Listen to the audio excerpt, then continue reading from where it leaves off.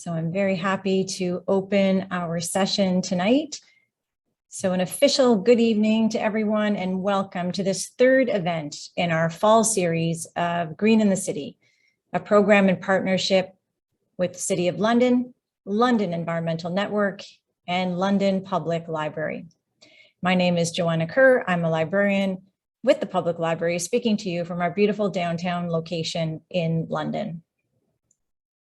We would like to start this evening by acknowledging that we are speaking to you from the traditional lands of the Anishinaabe, Haudenosaunee, Huron-Wendat, Lenape-Wook, Attawandaron peoples.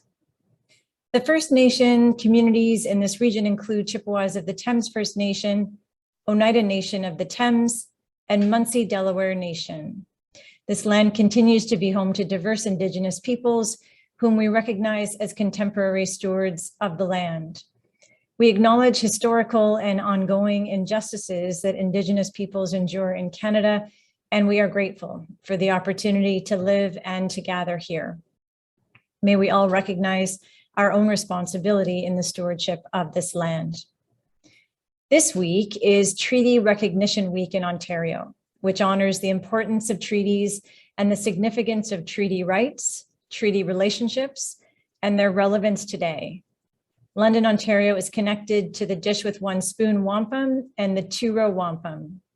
The Crown treaties in this territory are known as the Upper Canada Land Surrenders under the broader classification of historic treaties. These treaties continue to be living treaties. There is a Living Library event taking place on November 5th, so this Friday, called Read, Write, and True, an Indigenous Worldview. The link to register for this free event will be posted in the chat, and that's going to be a link to Eventbrite for registration. We invite you to also read the Truth and Reconciliation Calls to Action and to reflect on acts of allyship, excuse me, with and actions to support Indigenous communities. The links to these calls to action are also being shared in the chat. Acts to raise awareness and take action could also include reading books by Indigenous authors or connecting with local Indigenous serving organizations. Thank you for reflecting on these acknowledgements and invitations to personal action. And now I'll turn things over to Deepika. Thanks, Joanna. So thank you so much. Hello, my name is Deepika and I am from the London Environmental Network. And we also have Kevin and Tina behind the scenes helping out if you guys wanted to give a wave. We're going to get started. So here is the agenda for the evening. Our first presenter will be Jeff Pastorius from On the Move Organics, The Root Cellar, London Brewing Cooperative, and Lola Bees. Then we will hear from Jim Graham and Rick Vandersloos at Try Recycling Inc. After that, we'll hear from Bungishimo Johnston, Indigenous photographer, co-founder of Land Back Camp, and community organizer of Idle No More. And finally, we'll hear from Lorraine Couto-Carriere, fashion design professor and Unbound creative director at Fanshawe College. So after all speakers have presented, we will wrap up the evening with a question and answer period. So before we begin, I wanted to mention that we are running a contest this year during the duration of Green in the City. So to enter, all you need to do is choose an environmental action and post a photo or video of you doing the action on social media with the hashtag #WhatMakesAGreenCity. And you have a chance to win one of 15 amazing prizes at the end of the series.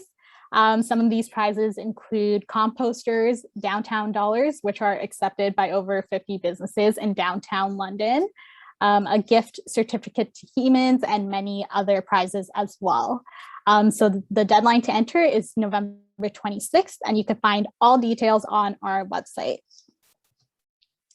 So I just want to remind everyone on Zoom etiquette. So please submit your questions in the Q&A box below at the bottom, and specify which speaker you're directing it to, and they will be asked during the Q&A session at the end. And also, please be respectful at all times, especially when using the Q&A box and the chat. Please keep it a fun and welcoming, inclusive environment for everyone. So I'm just going to stop sharing my screen and I'm going to introduce our first speaker for the night, Jeff Pastorius. So Jeff has worked for over 13 years to rebuild a resilient local sustainable food system in London, based on regenerative agriculture and meaningful relationships. In 2008, he founded On the Move Organics, and in 2012, he co-founded the Root Cellar Organic Restaurant. He's also one of the founding members of both London Brewing, which recently gained its organic certification, so congratulations for that, and Lola Bees. So both organizations focus on organic and natural practices and support of local food systems. So now I'll hand it over to Jeff.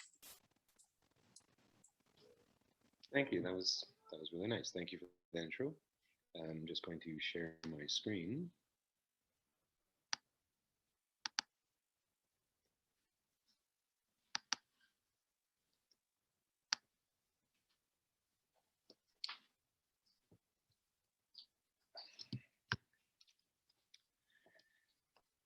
I think we're good there.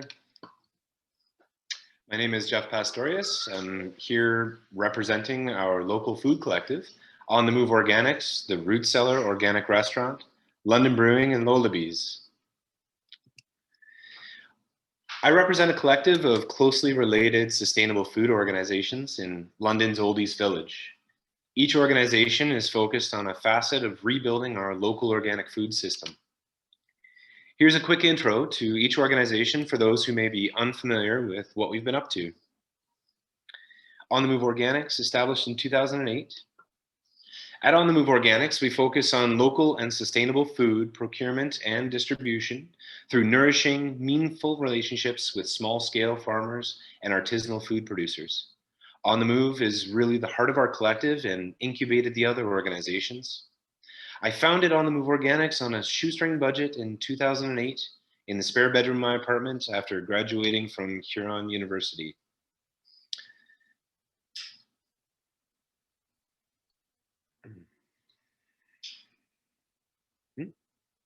Through On the Move, we work to address climate change through the redevelopment of our local organic food shed.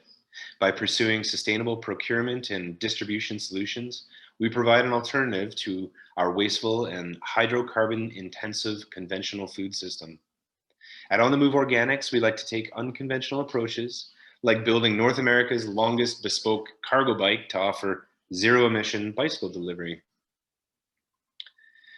The Root Cellar, established 2012. The Root Cellar is London's only local organic restaurant, serving farm-to-fork food sourced through On the Move Organics. At the Root Cellar, we created a space to more intimately tell the story of local food. In developing and operating the Root Cellar, our group spent a lot of time rethinking how a restaurant, normally a space that produces massive quantities of food waste, can operate sustainably. Because we're missing the Root Cellar these days, I thought I'd share a quick video created by Green Economy London, outlining a few ways we reduce and reintegrated waste.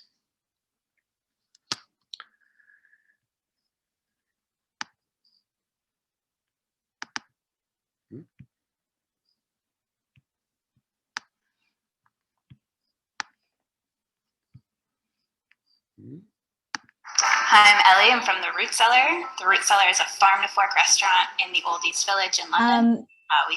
We can't see the video. I think it's on a different tab. All right. Let me try that again.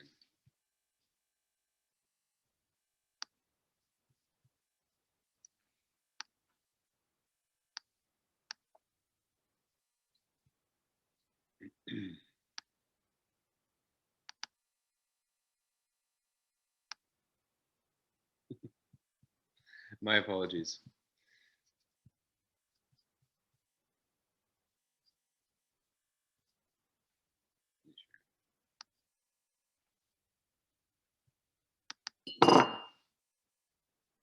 Yeah, now we can see it. All right, we'll try that again. We're about to celebrate our 7th anniversary. We run the Root Cellar on a triple bottom line approach, people, planet, and profit. Our purpose is to work for a resilient local organic food system. We're committed to sourcing local, organic, and small-scale ingredients, designing menus to utilize these ingredients, and increasing London's local food literacy through education and events. Over the last 7 years, to further achieve sustainability in our business practice, we offset our electricity use through bullfrog power. We've completed 3 renovations focusing on reclaimed and environmentally friendly building materials. We also brought Green Shift, eco-conscious and compostable packaging products to London. We've run our own compost program since opening, where all organic waste from the restaurant is reintegrated into the farms we source from. Through our compost program, we've been able to divert 100% of our organic food waste. We're excited to join Green Economy London and look forward to working with London's sustainability-driven business community. Hi.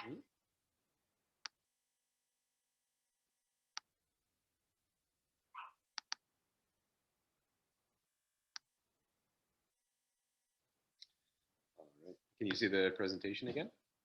Yep. Of note for this session on circular economy, as mentioned by Ellie in the video, we completed 3 large-scale renovations at the Root Cellar. First prior to opening, the second when we expanded into the unit next door, and the third when we took up on the upstairs space. In each renovation, we went to great lengths to use repurposed and salvaged materials and sourced out eco-friendly renovation materials whenever we had to purchase something new. London Brewing, established 2014. At London Brewing, we rethink beer as an agricultural product, focusing on local and organic ingredients. In 2018, London Brewing achieved a very rare organic certification. London Brewing was just awarded Worker Co-op Best Practices Award by the Canadian Worker Cooperative Federation for their practices around the use of organic and local ingredients. Lola Bees, established 2019. Lola Bees is a natural urban beekeeping nonprofit where we practice natural beekeeping, offer community workshops and educational opportunities, and approach beekeeping as an act of environmental stewardship. Each business in our collective operates on a triple bottom line where we equally weigh and value our social, environmental, and fiscal impacts, people, planet, and profit, as you heard in the video. When making a business decision, we ask ourselves, does this align with our social justice values? Does this align with our ecological values? And will this decision allow us to not go broke so we can continue operating? Through the lens of the triple bottom line, the focus on ecological sustainability leads us directly to the circular economy, where we are obligated to consider, manage, and mitigate waste streams. Considering our business collective are all food system operators, the major waste stream we're confronted with is food waste. Food waste is a huge subject, so I'll just share 3 quick facts that paint a pretty staggering picture of what we're facing with food waste. According to the UN, 1/3 of all food produced in the world, approximately 1.3 billion tons, is lost or wasted every year. According to a report by Second Harvest, more than half of all food produced in Canada is lost or wasted. According to the UN, globally, if food waste could be represented as its own country, it would be the 3rd largest greenhouse gas emitter behind China and the United States. The resources needed to produce the food that becomes lost or wasted has a carbon footprint of about 3.3 billion tons of CO2. The standard way of dealing with waste, food waste or otherwise, is to send it all to the landfill. As sustainable food system operators, our collective has always been extremely focused on reducing and reintegrating our food waste.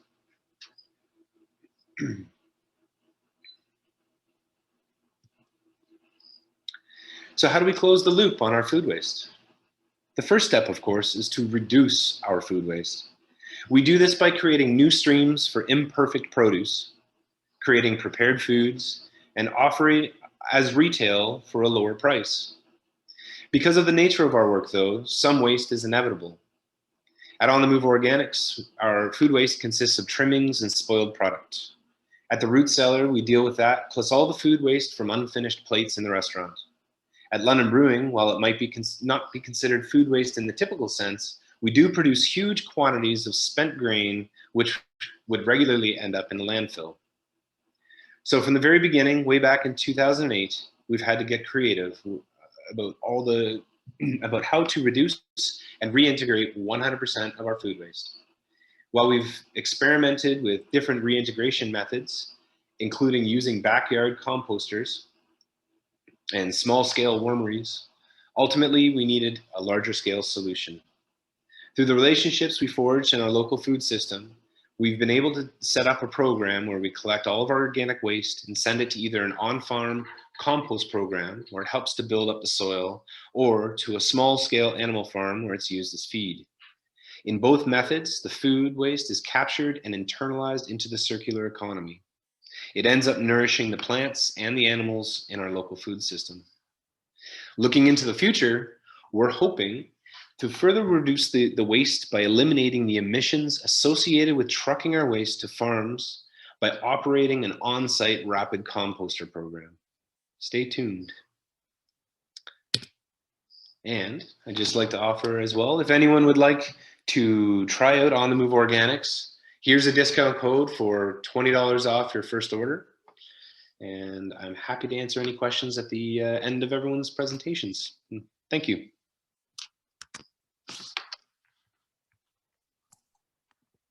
Thank you so much, Jeff. Really great presentation. You've done so much regarding London's progress and sustainability initiatives, and with all the green businesses that you're running, it's just amazing. So thank you so much for all your work and taking the time to present tonight. If you have any questions for Jeff, be sure to submit them in the Q&A box below, and they will be asked during the Q&A session at the end. So with that, I will introduce our next speakers for the night, Jim Graham and Rick Vandersloos from Try Recycling, Inc. So Jim is the CEO and owner of Try Recycling. And under his guidance and leadership, it has become the largest recycler of construction and demolition materials in Ontario, and as well as the largest composter of leaf and yard waste materials in Southwest Ontario. Jim has substantial governance and board leadership experience, including his current roles as board member and past chair of the Ontario Waste Management Association Board.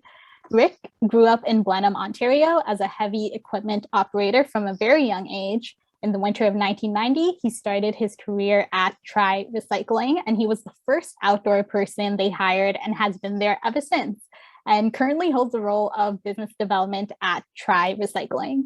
When he's not at work, Rick has a passion for fishing, spending time with his family, and in his backyard sanctuary. So with that, I will pass it off to Jim and Rick. Hey, thank you and good evening. We're really excited to be talking about Try Recycling, and the circular economy is our business model. And we're celebrating 30 years. So I got to set my clock here because I know Rick and I could talk about what we do and the exciting opportunities ahead in our industry for well over 10 minutes. We don't have any slides because Rick and I don't. We're much better at recycling than we are with technology.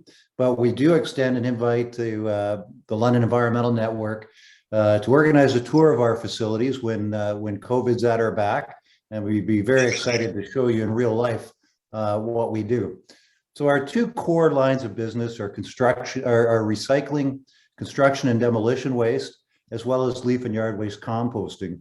We also provide municipal services throughout Southwestern Ontario, including staffing and overseeing the City of London's Enviro depots. It's been an exciting business because nobody's really written the book on how to do it yet. Over 30 years, we now have 3 sites here in London. And as mentioned, we are the largest recycler of construction and demolition material in Ontario. Recycling of construction and demolition material is not a regulation. Unlike things that go into the blue box, it's the Wild West. If we're 10 cents more to recycle something than a landfill, it typically ends up in the landfill, unfortunately.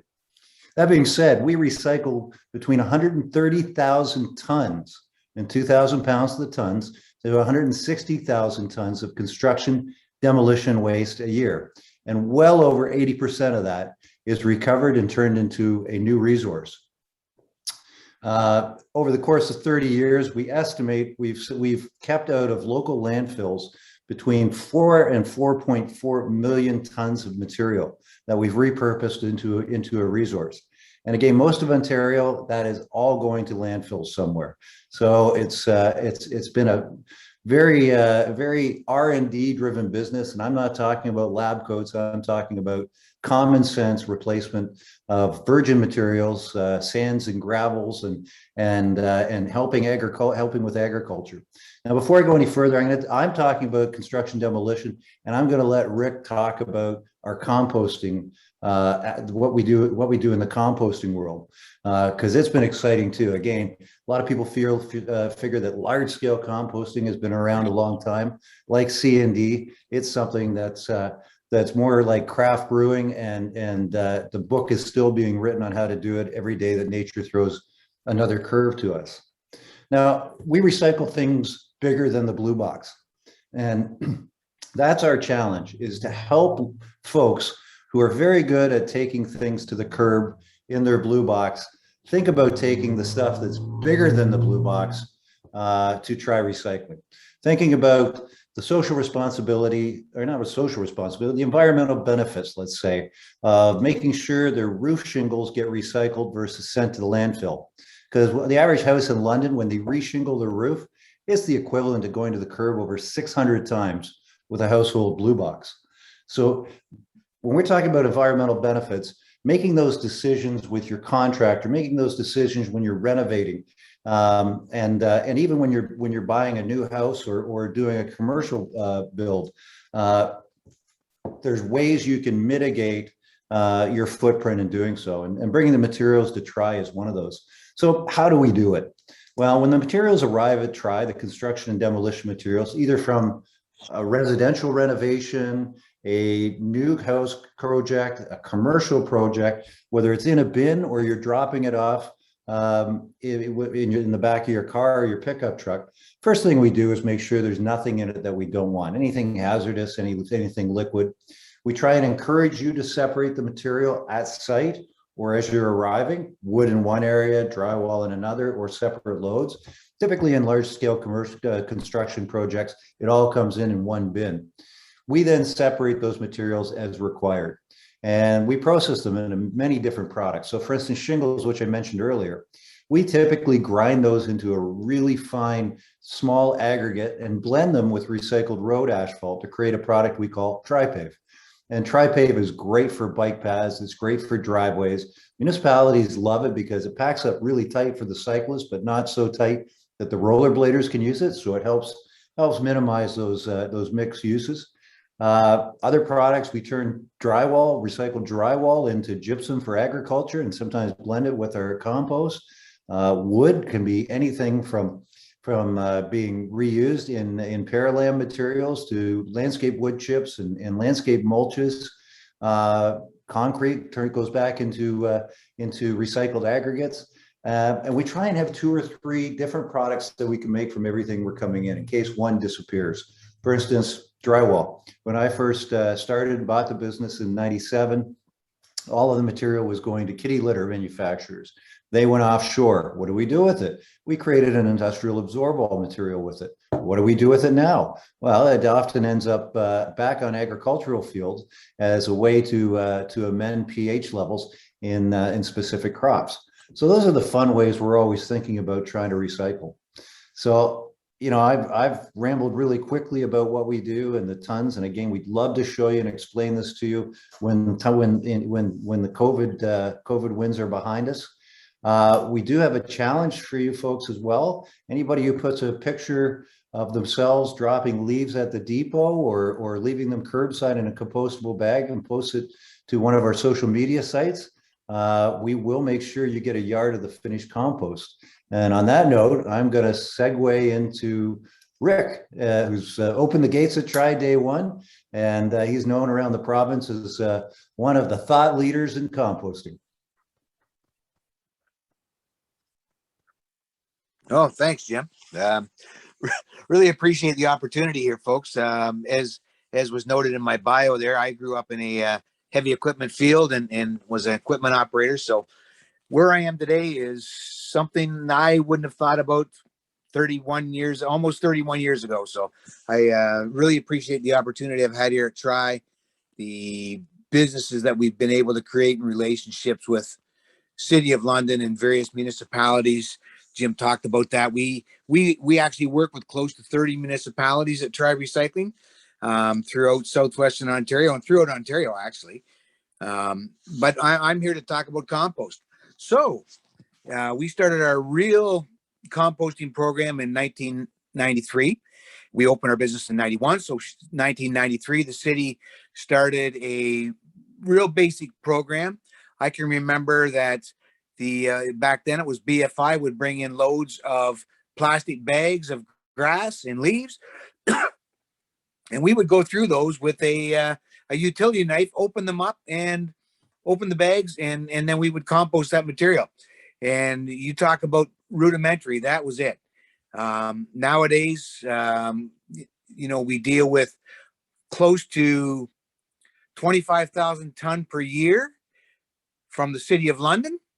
And at our site at Tri, we will deal with 35,000, maybe close to 40,000 ton this year. And we create a compost product from that our customers tell us is the best in the province. And our customer is Scott's Canada.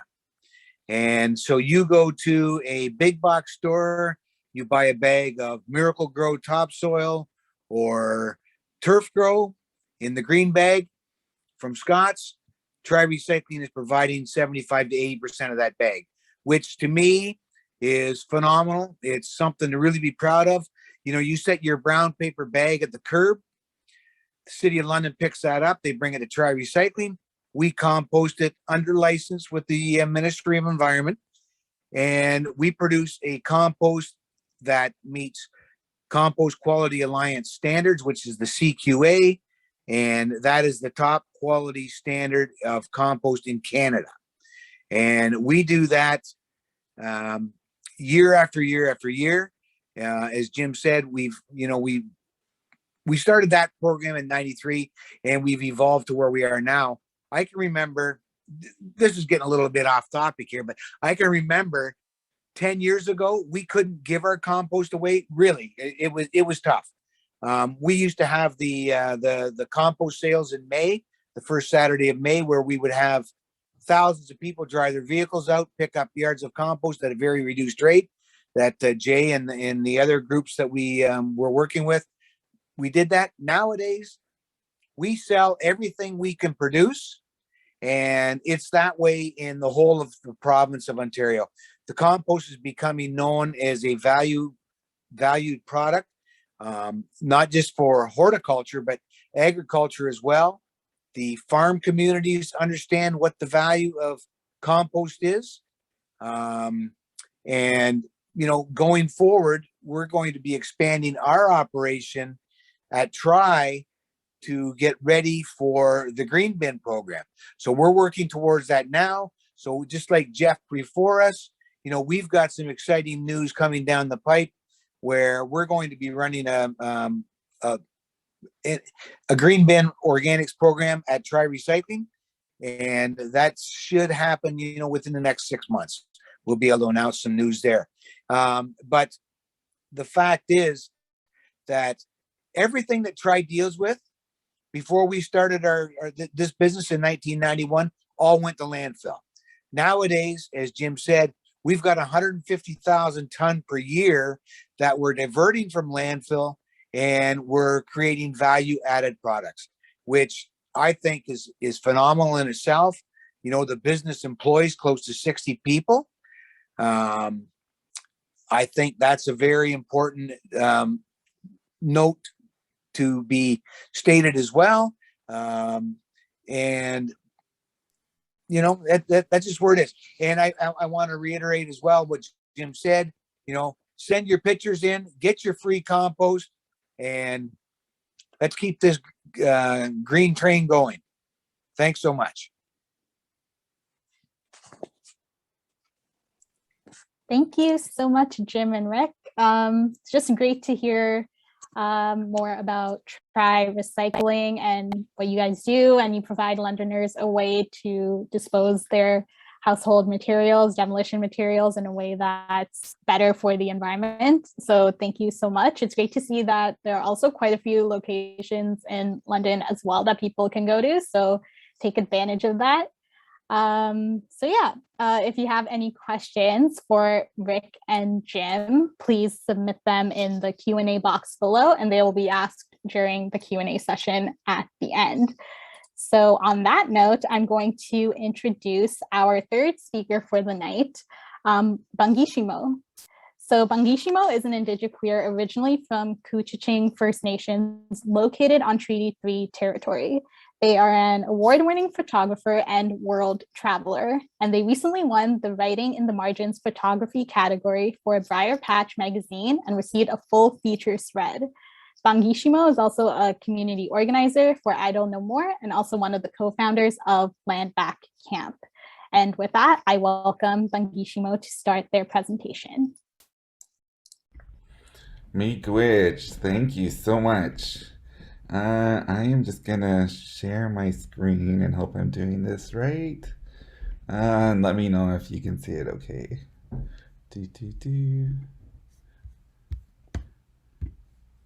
Oh, there we go. How's that? Yep, I could see it. Perfect, perfect. Okay, Baju ani Bangishimo Nindijnakas Kuchiching no Dinjaba. Makwa Dodam.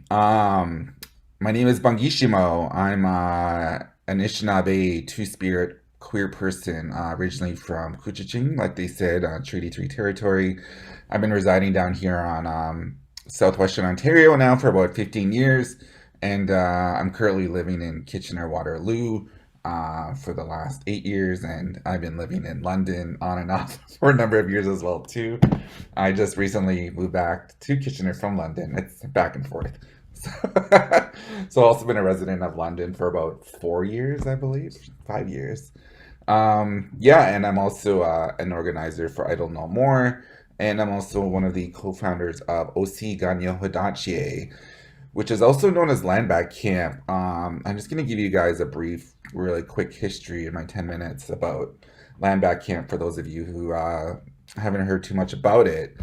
Land Back Camp was started by 3 co-founders, myself, Tara Chartrand, and Amy Smoke. We were just coming out of a winter lockdown. It was beginning to get warm. People wanted to be outside.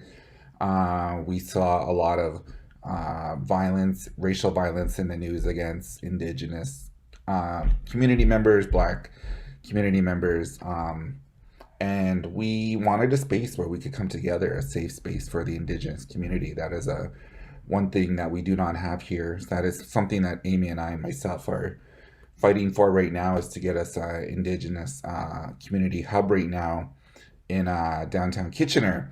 We recently just went in front of Waterloo Regional Council last night and presented our idea for an Indigenous community hub, a shared space for all the Indigenous organizations here in KW under one roof. Our message with the camp, we came forward with four demands of the city. But also with the space that we created was about sharing the resources that we had. This is a teepee that we set up in the middle of Victoria Park, the largest park in Kitchener. We reclaimed that space for 120 days. It's a busy, busy park. We took up 50 meters of land, and it was only supposed to be a 3-day gathering. And within those 3 days, we had youth come from all over the city, all over the region to our camp who wanted to reconnect with their culture. They wanted to be on the land.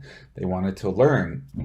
A lot of them were displaced. A lot of them were in the system in foster care and knew nothing about their indigeneity. But also at the same time, we created a safe space for the queer community, the two-spirit indigiqueer community. We realized that all the youth here were identified as transgender, non-binary, queer, and we had created this safe space for young people, which was great. Um, what was I gonna say? Yeah, so our message was about sharing what we had there. We did the best that we could actually to use very little resources as we could or dispose of as we could. Some of the things that we did was we actually built a community garden in Victoria Park. We also recently just closed up camp again. This was our third time around. This summer, we set up camp in Laurel Creek Conservation Area. And we also had another community garden out there as well, too. This was our second community garden. Some of the things that we did was we repurposed wood pallets given to us by community members and created raised garden beds, which was really cool. We were many of the items that we had at the camp for the camp to sustain itself were donations, were things that people shared with us, and we were actually able to share those items back with other community members, which was really great. We turned buckets into rain barrels. We utilized tarps as rain catchers, water catchers, out on the land, which is really cool. We also utilize those same tarps for shelters, being out on the land as well. One cool thing that we did was we actually, when you're out in the middle of the bush with a lot of food, you're gonna attract a lot of critters out there. So one thing we learned to do was we utilized people donated dog kennels to us, and we learned to use them as food storage containers, which was a really cool idea that somebody came up with. And for this summer, we actually had our food locked up in these dog kennels at night, and it was a really great idea. We didn't have any critters getting into our food at all. So with the items that were constantly donated, we had a huge support going on within the camp. We constantly had people bringing us food. We also had food from the gardens, but we learned to build this sharing relationship with other grassroots groups within the region, within the territory. The items, the food that we grew actually in the garden was actually given to local community members in the neighborhood.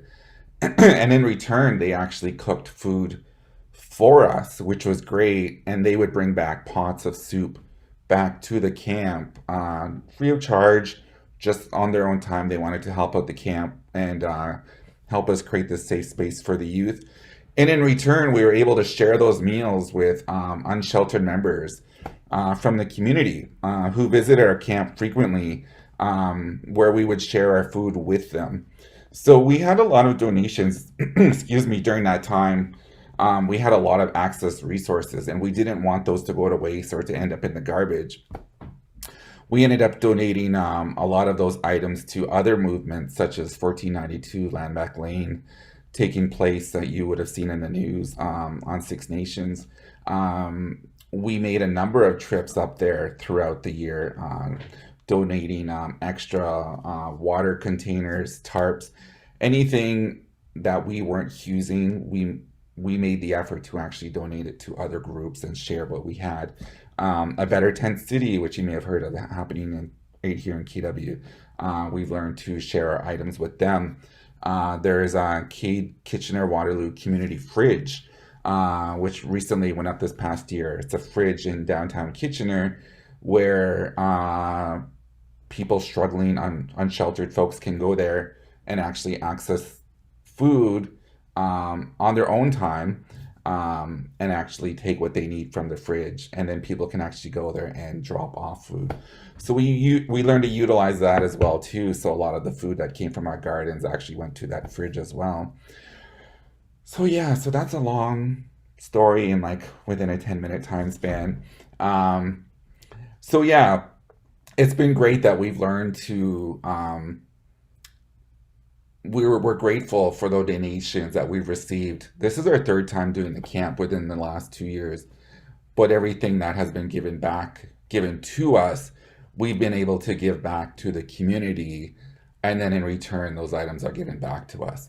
So it's been great to see we repurposed food containers, which has gone back to community members. Um, yeah, the list goes on and on. But really, it was about, in the end, it was really about creating space for the Indigenous youth to have a space for them to reconnect on the land, to be on the land, to reconnect with their culture, which has been the whole message of the camp. But then at the same time, creating this community of sharing and caring and supporting one another. So I think that sums it up in a short 10 minutes. I could really easily talk for an hour about the camp, but that's just one little thing of a bigger picture of what we've done with our space. So, Miigwech for having me. Thank you so much. Thank you so much for presenting tonight, talking about your work, the importance of reclaiming Indigenous identity, talking about a land back camp, and the phenomenal movements in connecting and educating Indigenous people. Shows the importance in coming together and being stronger together in ways that you've supported a circular economy. So thank you so much for being here tonight and presenting.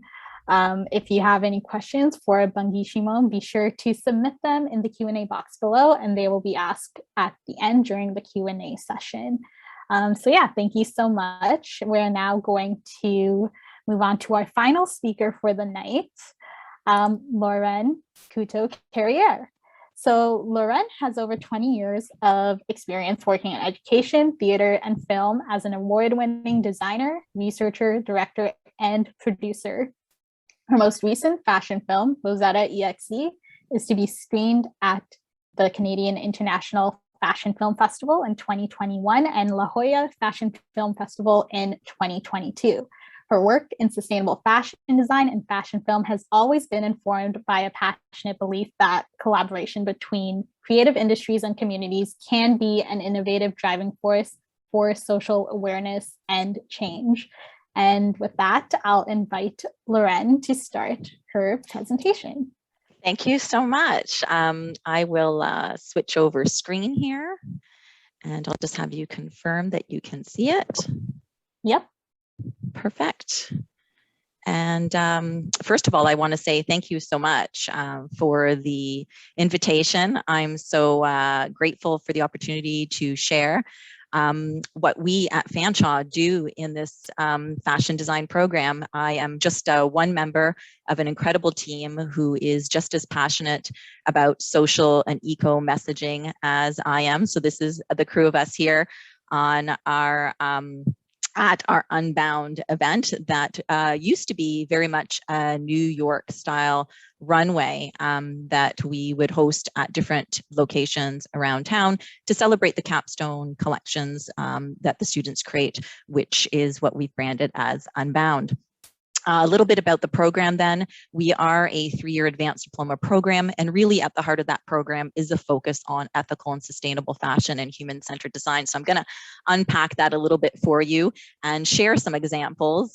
We are fashion after all, so we want to share exactly what we do. And so there is just a few images from some of the designer collections from this past Unbound 21. This is one of our grads, Storm, her collection. And so what does sustainability mean in terms of the sustainable practices that the students are learning over their course of study in the program? It means a number of things, from the design to the production to the marketing to the end of life cycle. We approach it in a really sort of circular fashion to make sure that what is being designed is then being produced in a really ethical and sustainable way, and that the students are really thinking and taking on the responsibility of what's happening with their collections at the end of life cycle. So for each of the collections that you will see here, the students have really taken great depth and research in each of those areas and thoughtfully designed and produced and marketed accordingly. We really do aim to educate our students on how to apply that life cycle thinking to both the design end of things as well as the production end of things. And so we walk them through those sustainability techniques as they concept the collections.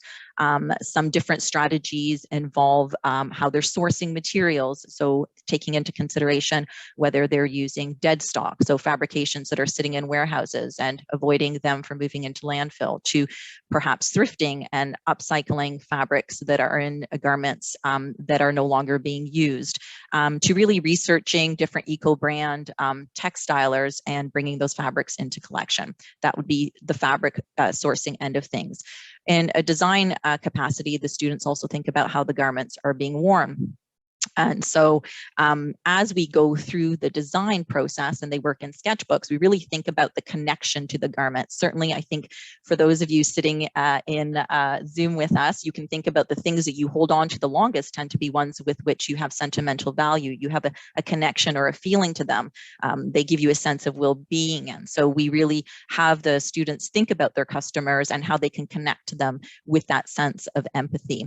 Also thinking about low impact materials, as I mentioned before, and also what we call mono materials. When you're working with singular materials, when you're not blending fibers, it makes it a lot easier for them to be recycled. On the production side of things, the students work in advanced pattern making on skills to reduce the actual waste of the fabrics that they're using. They learn a technique called zero waste pattern cutting, which is exactly as it sounds. They are really working and architecting their shapes for their collections, for their garments inside of yardage so that there is no waste on the cutting room floor.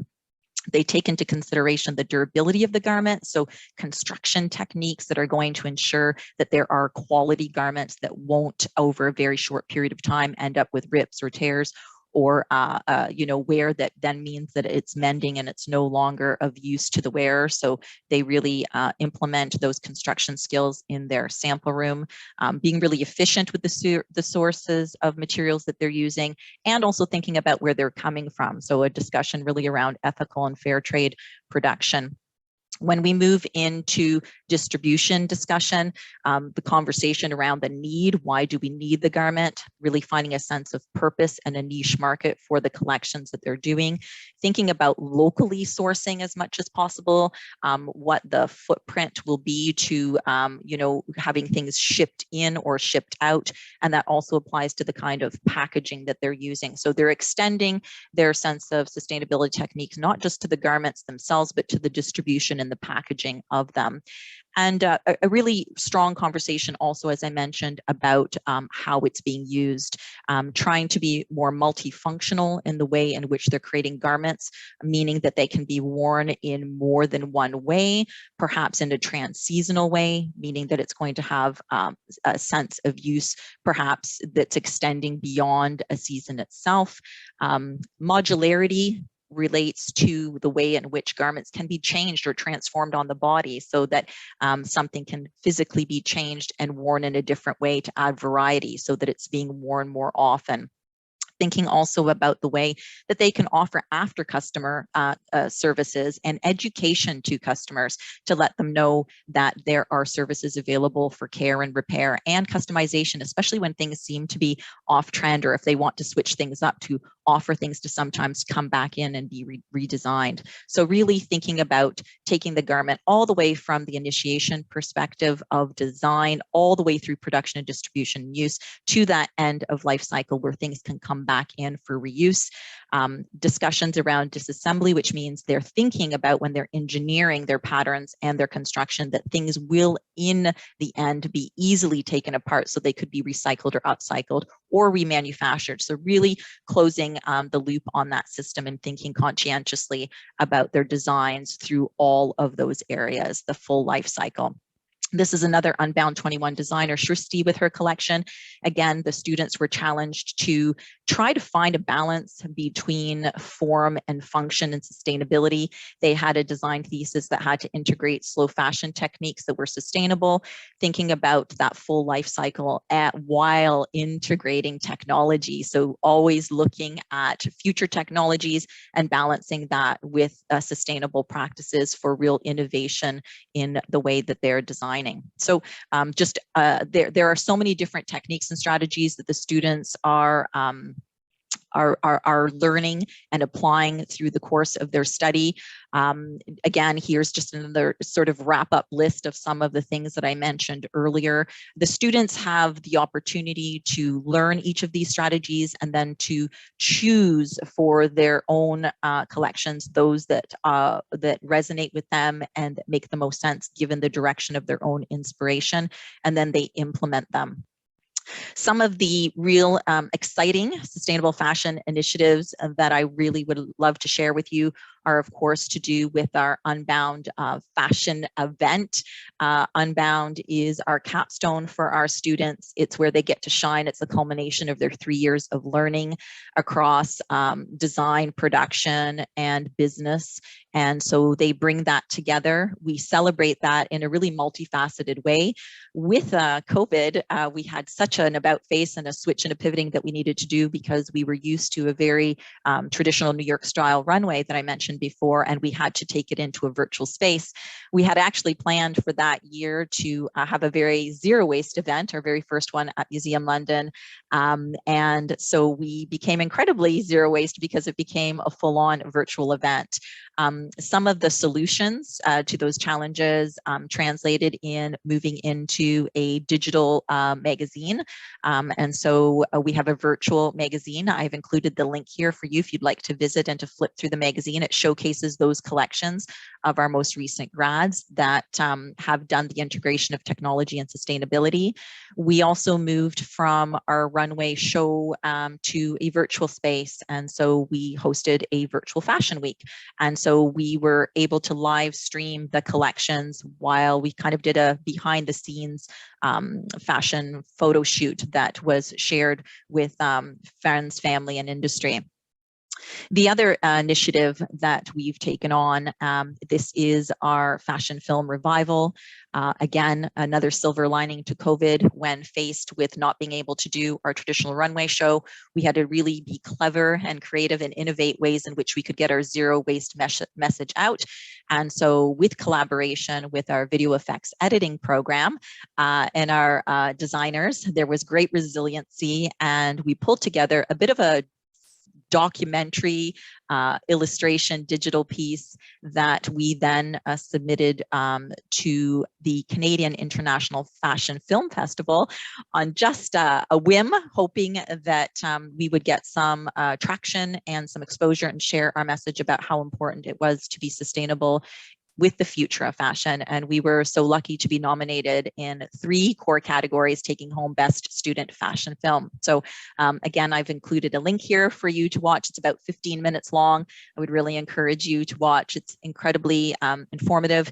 And we're super proud of the work of those students who really took great resiliency and focused on the completion of those collections and some really difficult and isolating times.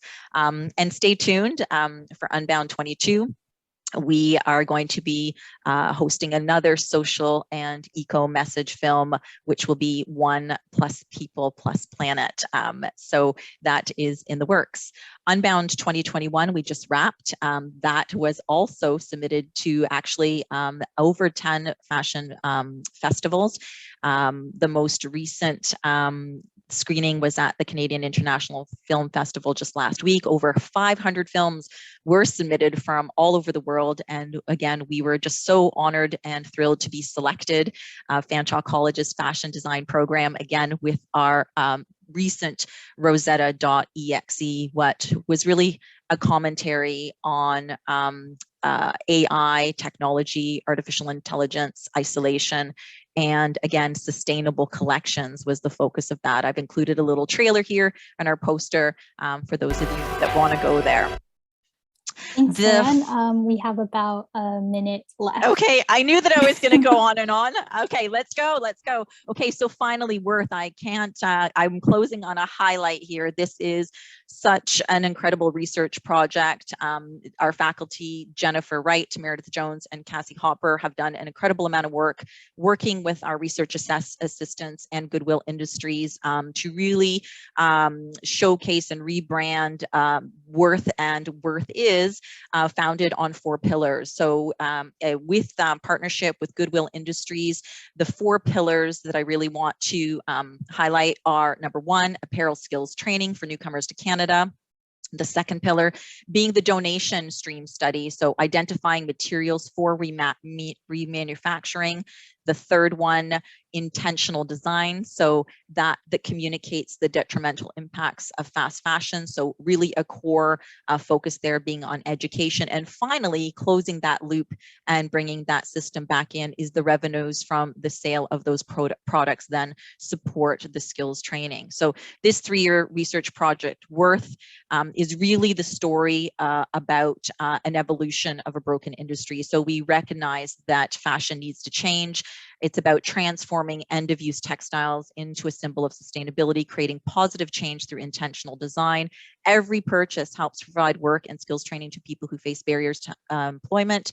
And we are really rethinking what it means to shop, remanufacture, and what others have thrown away by reclaiming our worth. And so here's just a great visual for some of the items that are being designed and that are being repurposed.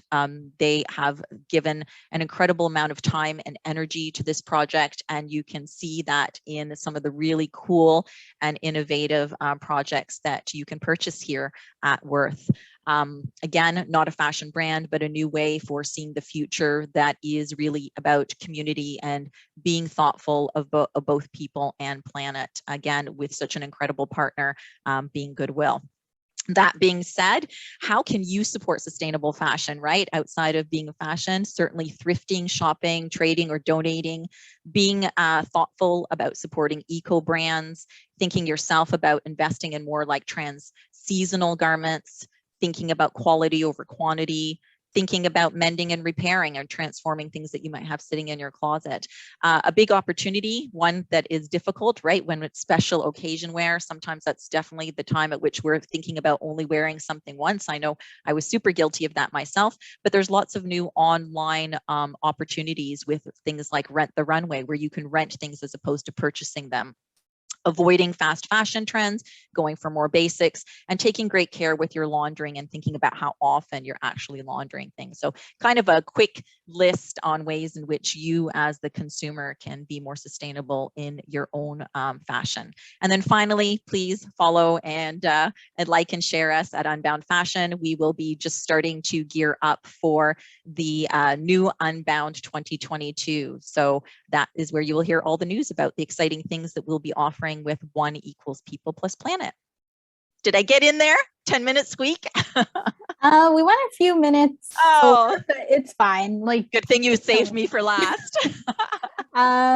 So yeah, thank you so much for presenting tonight. My pleasure. My really pleasure. Great seeing like a visual representation, like what the students have been working on. Yes, I think that's so important.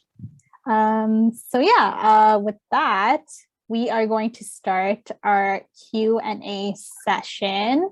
We have a couple of questions coming in. So the first question is for, hold on 1 second. Let me just open it up. Lauren, could you stop sharing your screen if that's all right? All done. Thank you.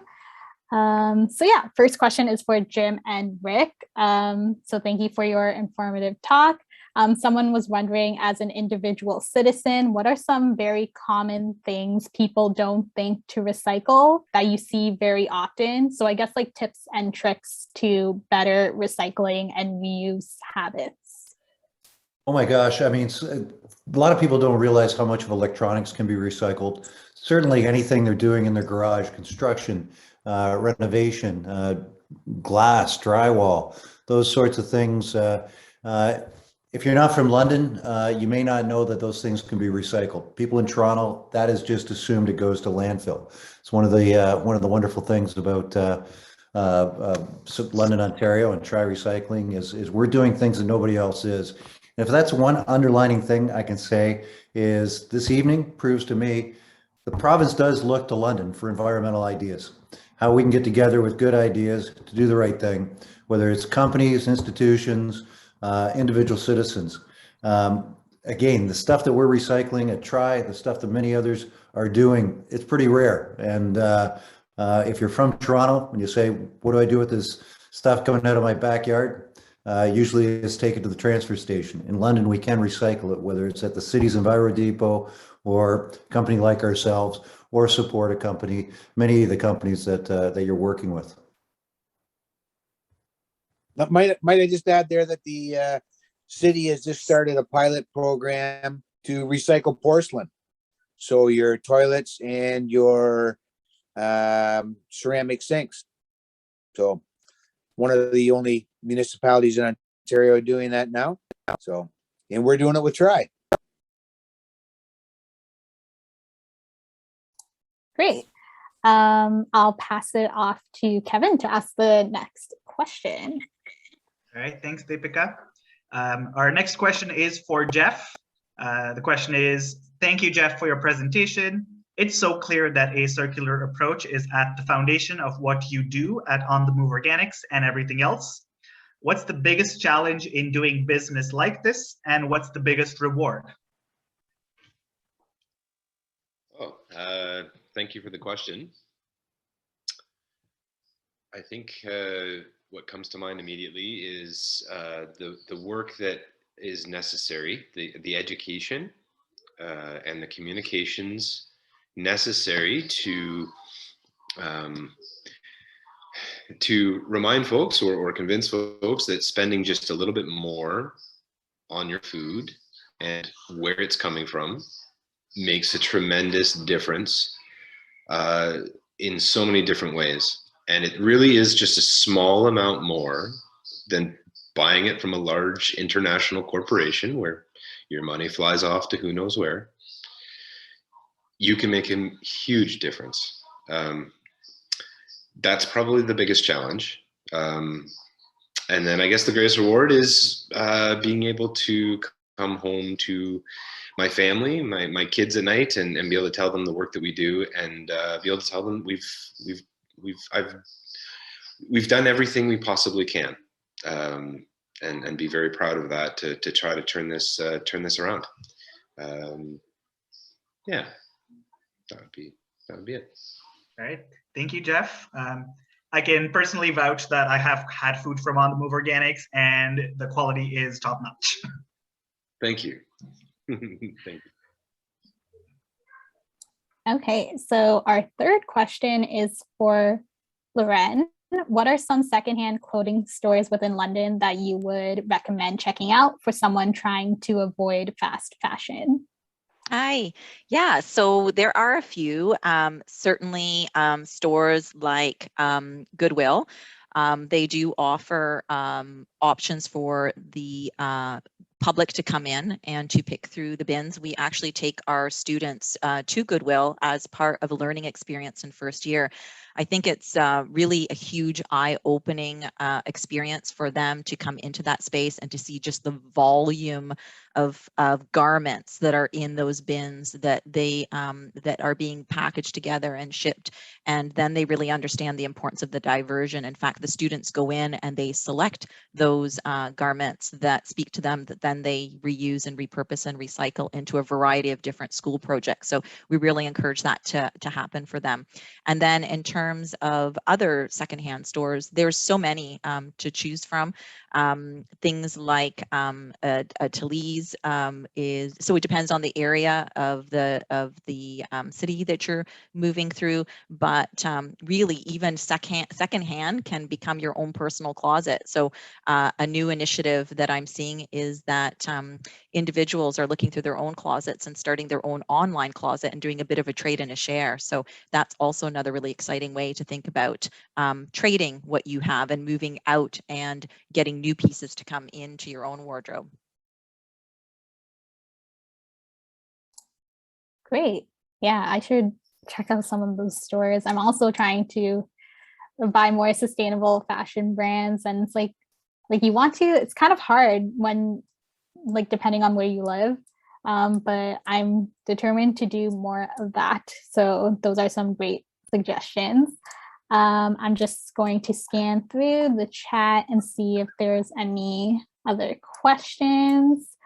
Well, I actually have a question. So about getting involved, volunteering opportunities or opportunities with your business or organizations. I was just wondering if any of you had any open volunteer opportunities that people can get involved in, or how can they get involved with your work. So I was thinking we could start with Bangishimo, and then, yeah. Thank you.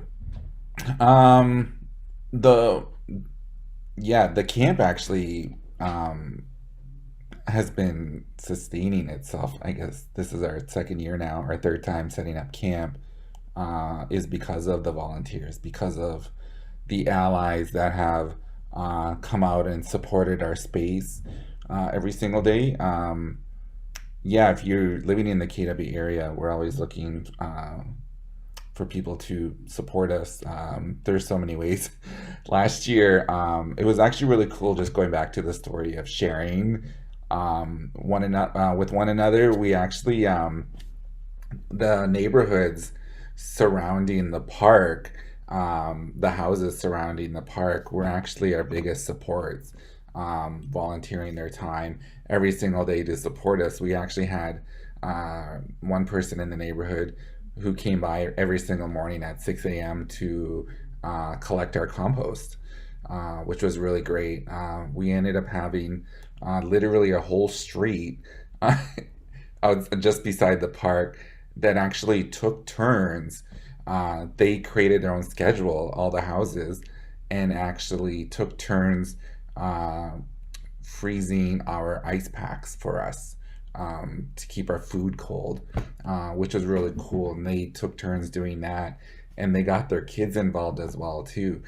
They would actually send their kids through the park and actually come and collect our ice packs for us. And another neighbor next door to the park, she actually came by every morning on her bike and collected our battery packs, our phone chargers, and actually came back in the evening with all our charged battery packs. From there, we decided to invest in solar panels, which was really cool. So we were in the middle of the park, so we actually invested in solar power. So we had that as well too, because a number of our campers were actually students, including myself. I was going to Fanshawe at the time last year, and we needed solar power so we can actually study out there. And the fundraising that the community helped us do with the money we raised actually helped us invest in these solar panels as well. So it is because of the community that we've been able to get this far. So I'm just gonna post the link to our Facebook page in the chat there. We're always looking for support. We always put call outs for support on our Facebook page. That's our biggest go-to. So follow us. We recently just had an online auction that we closed last night, and again, it was run by community members. It was run by allies, and it ran for 2 weeks, and we just closed it last night at 7 p.m. and raised like over $10,000, which is going towards community, going towards programming for our youth for next summer, when we find a new home and actually start this all over again. And it's really because of the people in the community who have stepped up and given of their time to help us. So thank you. That's great. I'm glad there's so many ways to volunteer. But does anyone else want to jump in with this question, or? Okay. I'm just going to move on. We have one more question for any presenters who are interested in answering. So there are a lot of ways in which we need to make environmental changes at a systemic level. Where would you like to see your ideas or work expand in the future? So whoever wants to jump in, maybe Rick and Jim, if you guys want to start it off. Well, it's a company that's been around as we saw the entire environmental, all environmental perceptions evolve. I mean, 30 years ago when Tri started, the Blue Box program was about 12 years old, and it started in a commune in Vermont kind of thing. Guelph was the first municipality to do it. It was a really cool idea. 30 years later, it's something that we all know is necessary to do, and it's ingrained in our society that we can do something every day to improve the environment. I think we have to continue to have forums like this. We have to continue to invest in our communities at the grassroots level. That's where the ideas come from. And that's where the good thoughts and the reminder that we're all on this planet together. So yeah, I mean, we've got lots of great ideas at Tri, and we try and we always get a real buzz as we're looking at new ways that people haven't thought of to recycle, on a big tonnage scale. But we've seen so much change, and we're so excited by how much different the world is when it looks at environmental benefit now than it did when the company first started. So I just often think these types of forums are great opportunities to do a quick self-reflection. Be a little daunting at times, but man, the needle has moved in a good environmental direction, and so excited as new generations get the passion to do the right thing. For sure. If any one of the other panelists wants to jump in at this question. Yeah, I would like to offer a few words.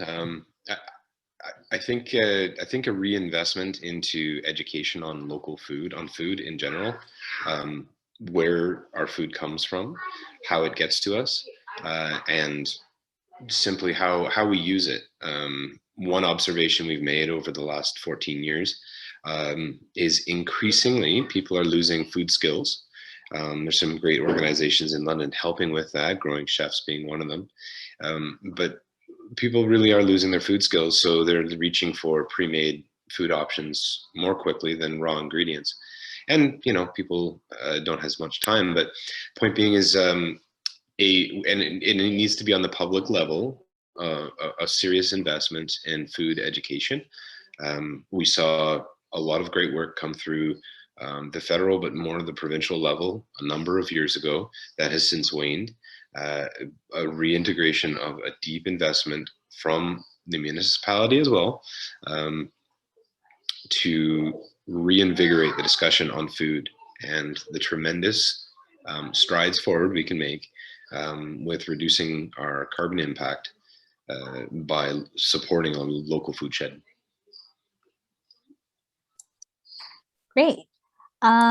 So it's now 8:12. I think we're going to wrap up our Q&A session right now, but thank you so much for all of these amazing questions. I'm just going to share my screen once again. 1 second. Thank you for your patience. I'm just going to... Okay.